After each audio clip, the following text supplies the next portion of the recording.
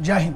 उस महबूबा के बारे में बताते हैं जिसके लिए इस देश के 15 से 20 करोड़ बच्चे सुबह 3:30-4 बजे उठकर, आधे तो ऐसे जिनके पास जूते चप्पल भी नहीं है, कई तो ऐसे हैं कि जिनके पास बहुत सारी फैसिलिटी नहीं है, इतनी शिद्दत से ईमानदारी से मेहनत कर रहे हैं। वो महबूबा है ना जिसकी मैं बात कर रहा हूँ, पता है वो कौन है? वो है वर्दी, वो है यूनिफॉर्म। चाहे वो ऑलिव ग्रीन हो इंडियन आर्मी की स्पेशली, चाहे वो कॉम्बैट यूनिफॉर्म हो एक इंडियन पुलिस सर्विसेज के अधिकारी की, चाहे पैरामिलिट्री फोर्सेज की, चाहे एक गली में जो खड़ा हुआ एक सिपाही है उसकी खाकी वर्दी हो। अगर उस वर्दी की इज्जत नहीं होती इस हिंदुस्तान में, तो क्यों ये करोड़ों बच्चे सुबह से उठ के अपना सब सुख चैन त्याग कर उस वर्दी पाने के लिए, फौज में जाने के लिए, IAPS अधिकारी बनने के लिए क्यों दिन रात इतनी मेहनत करते हैं? तकलीफ ये हुई है कि एक मोहतरमा है, एक मैडम है, अगर ये महिला नहीं होती तो मेरी भाषा कुछ और होती। लेकिन ये मेरे संस्कार हैं, ये मेरी अपब्रिंगिंग है कि मैं आपकी भी बेइज्जती नहीं करना चाहता हूं। को पता भी है वो वर्दी क्या होती है? वो बूढ़े माँ बाप से पूछिए, कभी उन बच्चों से पूछिए, उस विधवा से पूछिए जिसके पति की वो वर्दी उसको दी गई है जब वो शहीद होकर उसकी लाश आई थी। मैं फौजी नहीं हूं, लेकिन मुझे पता है जिस बैकग्राउंड से आता हूं, मैं जिस घर से आता हूं, बहुत खून देखा, बहुत लाशें देखी, बहुत वर्दी और बहुत काम किया है इनके साथ। मुझे पता है कि वो इमोशन क्या होता है इस वर्दी के लिए। आप उसको तार-तार कर रही हैं और एक वेब सीरीज में आपने इतनी नग्नता, इतनी भद्दी चीज दिखाई जिसको मैं खुलकर बोल भी नहीं सकता हूं। मैंने नहीं देखी वो, लेकिन जब मुझे उसके बारे में जानकारी पता चली, जो स्क्रीनशॉट्स जब मैंने पढ़ा, मुझे इतना गुस्सा था मैडम। लेकिन बात वही है ना कि आप एक महिला हैं और शायद आप पता नहीं ये कौन से कर्म काम आ गए कि जहां मेरी जुबान और मेरा एक्शन बंधा हुआ है। इसमें दो एंगल हैं, ठीक है?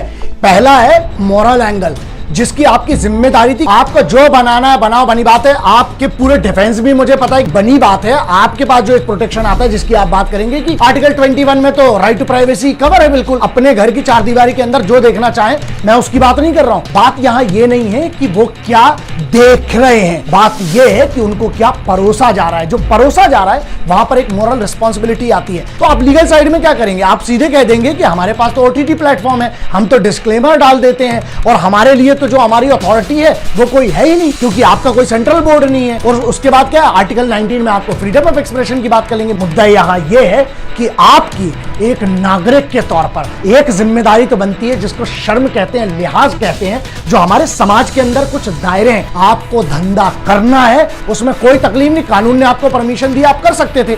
अरे लेकिन धंधे को इतना गंदा तो मत करो जहां तुम धंधे के नाम पर तो ऑफिसर्स की जो बीबियां हैं, जो उनकी बहन बेटियां हैं, तुम उनका अपमान कर रहे हो और एट द सेम टाइम तुम उस वर्दी का अपमान कर रहे हो। शायद आप कभी समझ भी नहीं सकते वो बात। असल में पता है तुमने क्या किया? तुमने वो कर दिया जो चाइना इतने साल से कोशिश कर रहा है वो नहीं कर पाया, जो पाकिस्तान नहीं कर पाया, जो आतंकवादी संगठन नहीं कर पाए ना, वो तुम जैसे लोगों ने यहां बैठकर कर दिया। तुमने उन आर्म्ड फोर्सेस की जो सबसे बड़ी इज्जत होती है, एक तो वर्दी और दूसरे उनके घर की इज्जत होती है यार, जो तुम्हारी माँ बहनों के लिए वहां रक्षा कर रहे हैं, तुमने उनकी माँ बहनों के चरित्र पर सवाल उठा दिया और तुमने उनकी वर्दी, जिसको माँ के बराबर माना जाता है, उस यूनिफॉर्म को तुमने उसका अपमान कर दिया। तुमने एक ऐसी गंदगी दिखाई कि मान लीजिए जो आज आर्म्ड फोर्सेस का व्यक्ति वहां पर है, मतलब उसके पीठ पीछे उनके घर में क्या हो रहा है। अगर कल किसी फौजी की बेटी, बीबी, बहन के ऊपर अगर कोई बुरी नजर उठाता है ना, जिम्मेदार आप हो इसके। वहां पर उनका घर का सदस्य, वो तो आपकी सुरक्षा के लिए बॉर्डर पे था, या आज इस कोरोना जैसे महामारी में इंडियन पुलिस सर्विसेज के ऑफिसर्स हैं, पुलिस फोर्सेज के हैं, वो तो आपकी सुरक्षा में लगे। उनके घर में पीठ पीछे जो आपने एक अपमान किया है, यह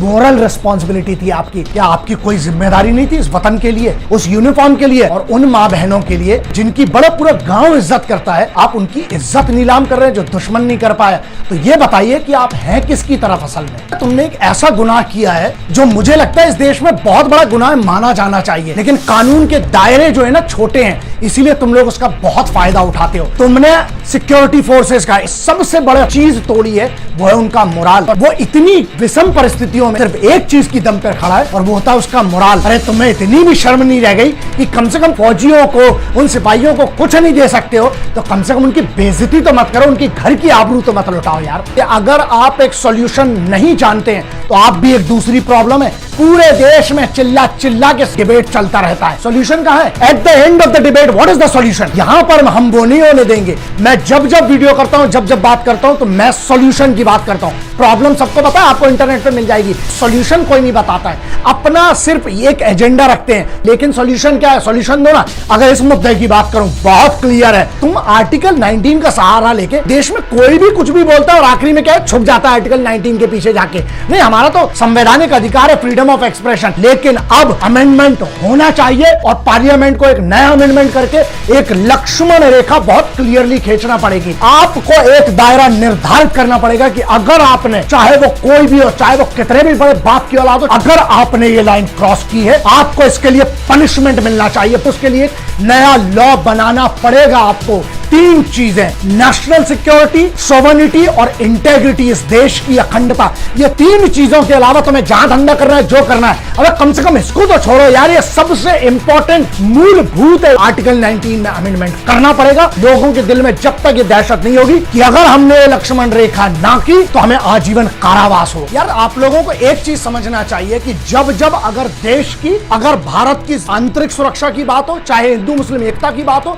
चाहे कहीं पर भी एक ऐसी बात हो जहां मेरे हिंदुस्तान की फौज या उसकी यूनिफॉर्म या उसके डेकोरम, मैं कोई फौजी नहीं हूं, लेकिन एक सामान्य भारतीय के नाते जब जब जरूरत पड़ेगी इस देश को हमेशा रहूंगा। बस एक चीज जो मुझे बहुत हर्ट करती है वो ये है कि यार आप लोग को ये डाउट कैसे हो गया कि मैं बोलूंगा नहीं। मैं एक प्रैक्टिशनर हूं, याद रखना, मैं अखाड़े वाला आदमी हूं। मैंने अपने खलीफा उस्ताद, अपने बाबूजी से एक ही चीज सीखी थी कि बेटा बगैर तैयारी के नहीं जाया जाता है। संयम रखिए, आप पेशेंस रखिए। अगर मैं चुप हूं ना तो हमेशा एक बात याद रखना कि मैं सही वक्त पर जवाब जरूर दूंगा। मैंने पहले भी कहा था कि नागिन अपना बदला भूलती है, योद्धा नहीं। अरे हम तो योद्धाओं के गुरु हैं, हम कैसे छोड़ेंगे इनको। और जिन्हें लगा कि मैं डर के बैठा होऊंगा या किसी से मैं डर गया होगा कि यार कल को काम ना मिले, ऐसा है। एक बात बहुत ध्यान रखना, अगर करियर की कोई बात करे ना और वतन की कोई बात करे तो ऐसे लाख करियर, लाख इंडस्ट्री कुर्बान है इस वतन के तिरंगे और वतन के सम्मान के लिए। और रही बात दूसरी डरने की, सैयद सलाहुद्दीन, मौलाना अजहर मसूद, जितने बैठे बड़े बड़े टेररिस्ट, हमने उनको नहीं छोड़ा। बड़े बड़े न्यूज चैनल के मालिकों और बड़े बड़े न्यूज चैनल ग्रुप, बड़े बड़े नेताओं को हमने नहीं छोड़ा। जब वतन की बात है मैंने छोड़ा आज तक किसी को। अरे तो ये टटपुंजिए छोटे मोटे लोग, बस बात ये है कि महिला है ना तो इनके सम्मान के लिए, क्योंकि अपनी वो बंदिशें हैं और हम अपना लिहाज और अपनी तहजीब नहीं भूलना चाहते, इसलिए थोड़ा मैं इंतजार करके मैं तैयारी करता हूँ। बात यहाँ ये है कि हम एक नागरिक के तौर पर आप क्या करते हैं। अगर आप मुझ पर भी भरोसा कर बैठे हैं ना कि मैं बोलूंगा तो आप गलती कर रहे हैं। आप सिर्फ मेरे भरोसे मत रहिए, आप खुद के ऊपर भरोसा करिए। मान लीजिए आपको ये लगा कि ऐसी कोई वेब सीरीज बनी है जिसमें हिंदुस्तानी फौज की जो वाइफ है, हिंदुस्तानी सेना की जो महिलाएं हैं, जो उनके घर की बहनें हैं, बेटियां, उनका अपमान हुआ है या यूनिफॉर्म का अपमान हुआ है, उसकी बेइज्जती हुई है। सवाल आपसे है दोस्तों, आपने क्या किया? सिर्फ आपने मुझे कमेंट लिख दिया, बवाल कर दिया कि सर आप बोलो आप बोलो। यार दोस्त एक बात बताओ, अगर आपको बुरा लगा था तो आपने उस पर क्या किया? ये सवाल अपने आप से पूछना। शहीद आजम की एक लाइन है कि दूसरों के कांधों पे जनाजे उठा करते हैं, जिंदगी खुद की दम पे जी जाती है। यही तो मैं कहता हूँ कि इंडिपेंडेंट भारत का मतलब क्या है? इंडिपेंडेंट भारत में डिपेंडेंट लोग हैं हमारे इधर, कि हमारे बदले भी कोई और लड़ेगा। यार ऐसा मत करो।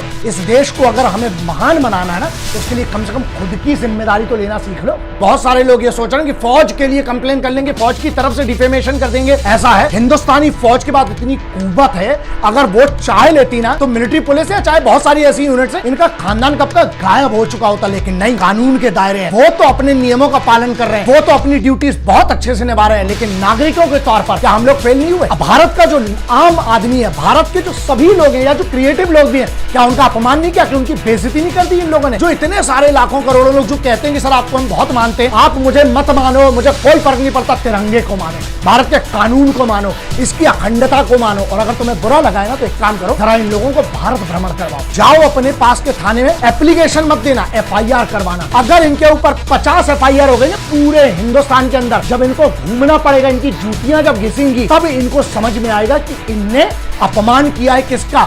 उस चीज का जिसको सब बहुत दिल से इज्जत करते हैं, प्यार करते हैं, वो है हमारी armed forces, paramilitary forces, Indian police services of police की जो नौकरी करने वाले लोग हैं उनका। और दूसरा एक सबसे बड़ी चीज है, मेरा फाइनल सॉल्यूशन इन लोगों पर जो ये वेब सीरीज बनाने वाले हैं, इसकी कास्ट पर, इनमें जितने भी लोग जितने भी लेयर में इन्वॉल्व हैं, इन लोगों पर राष्ट्रद्रोह, सेडिशन एक्ट के तहत इन लोगों को कम से कम आजीवन कारावास देना चाहिए। क्यों?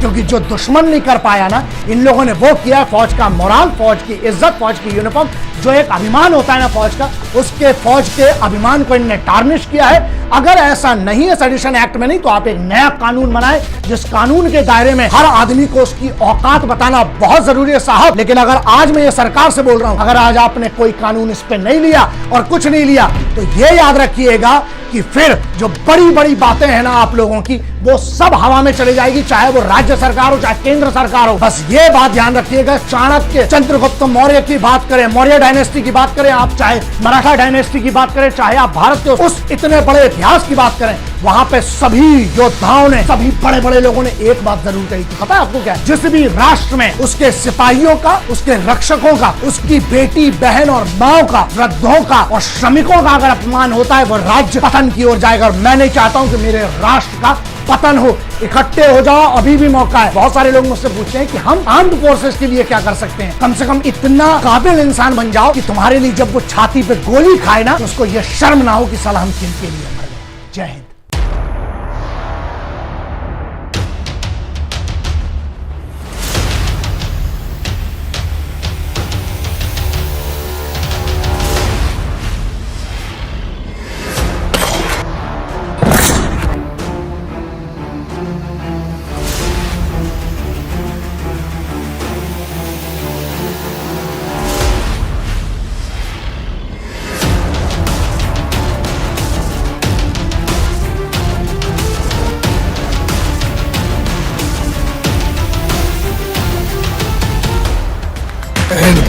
वंदे मातरम, इनकलाब जिंदाबाद, भारत माता की जय।